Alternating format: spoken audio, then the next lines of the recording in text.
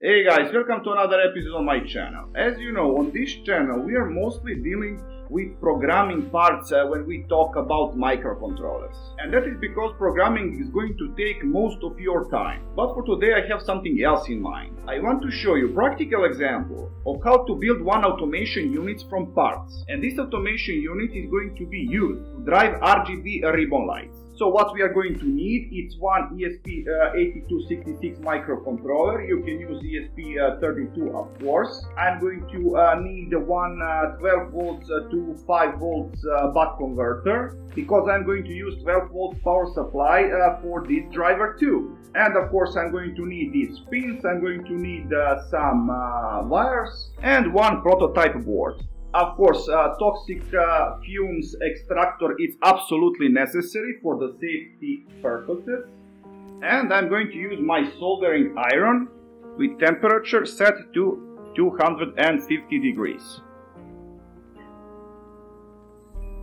Make sure that your window is open in order to get better airflow, so the toxic fumes could get away easier. I'm going to give some time to my soldering iron to get hotter, and I'm going to get to work. So first thing that I'm going to do, I'm going to solder pins to my ESP8266 microcontroller. Then I'm going to take one small piece of wire in order to put some soldering paste to these pins for everything to go smoother. You actually don't need a lot of this paste. Clear tip of your soldering iron. Take your solder wire and let's get going. Press soldering iron to your pin and put some solder on it. Now on other side. Alright, pins are soldered and now we are going to find some proper space on our prototype board. So I would put it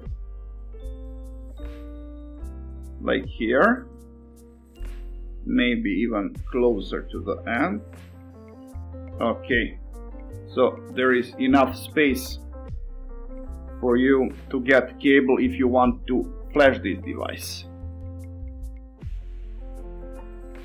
Now I don't intend to solder all of pins to my prototype board because I'm actually going to use only 4 pins for this project. So for that purpose I'm going to solder only 5 volts pin, ground, D4 and D3 pins. So these 4 pins on this side. First 4 pins. Now I'm going to deal with a buck converter. And in this case, on inside we have enable pin. So we have to bring 12 volts to this pin too. For that I'm going to use this 0.75 millimeters wire. I'm going to put it. This is input side.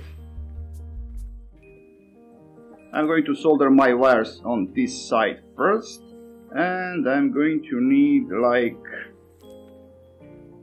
few centimeters of wire, no more.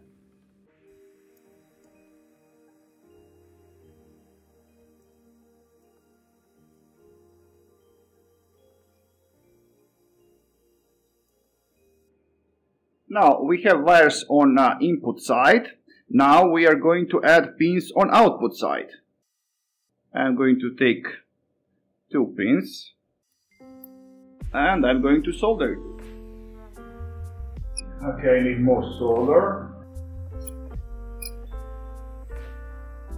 Now usually what I do before I use a buck converter or any kind of power supply, I used to test it. Now I'm going to connect 12 volts power supply to my buck converter in order to measure output.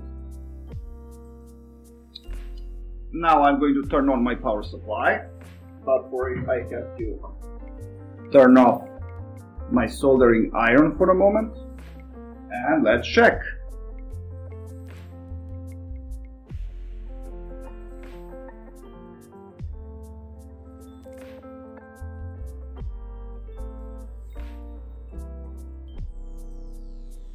Alright, we have 5 volts. So that part is done. I'm going to turn on my soldering iron once again. Now I want to add terminals to my buck converter. I'm going to use these simple terminals.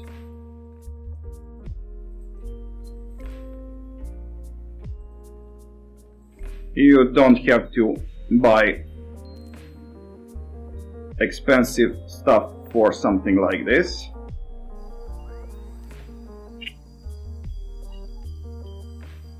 Alright.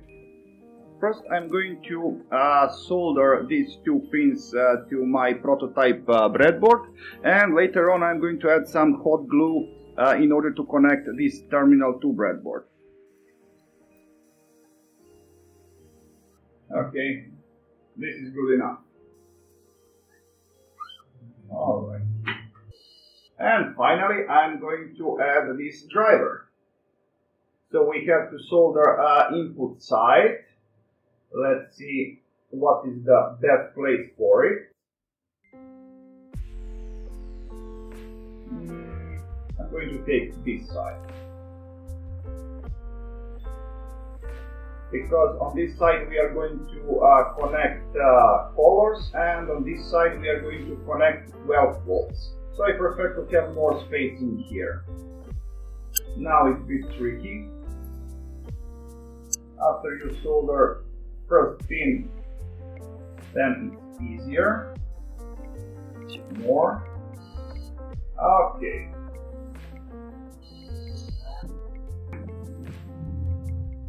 This is how it looks from the top side, and now we are going to deal with wiring. For this purpose I'm going to use this really thin wire, but actual measurement is not of great importance in here. I'm going to use my nail to remove insulation because it's really easy with this kind of wires. Let's put some soldering paste on it. Alright, cool. First I'm going to connect 5 volts from my microcontroller. Let's see where is positive side. It's this side, so closer to microcontroller. So how much of this wire we need? Okay, not much. Awesome. This side is negative. Now we are going to connect cathode.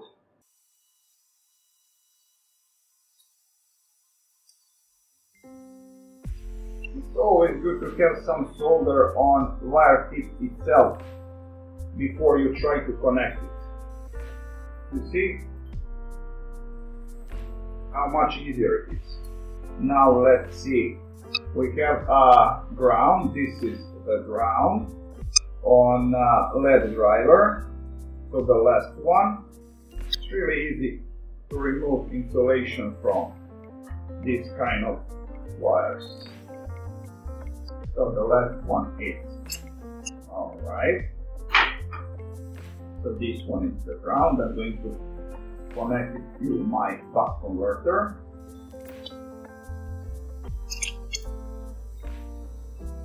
Always double check pins. So now, why I connected the ground from this module directly to buck converter instead to microcontroller? For that one really simple reason. Because there is more space in between anode and cathode on buck converter than on microcontroller. I'm struggling with this wire. Now we are connecting 5 volts.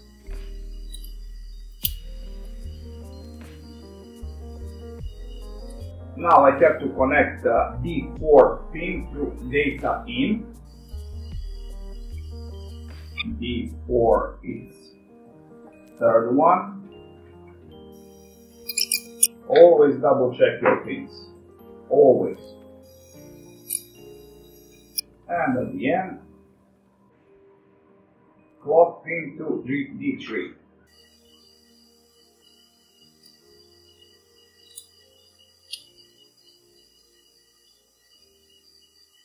I don't need soldering iron anymore. Voila, it's done. In the next part of this video I'm going to show you how it looks like when everything is connected and when this unit is actually working.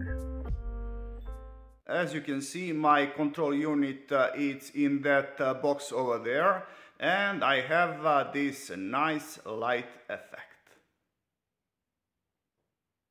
So that's all for this episode, guys. I hope that you learned something new and interesting, so please like, subscribe, and see ya!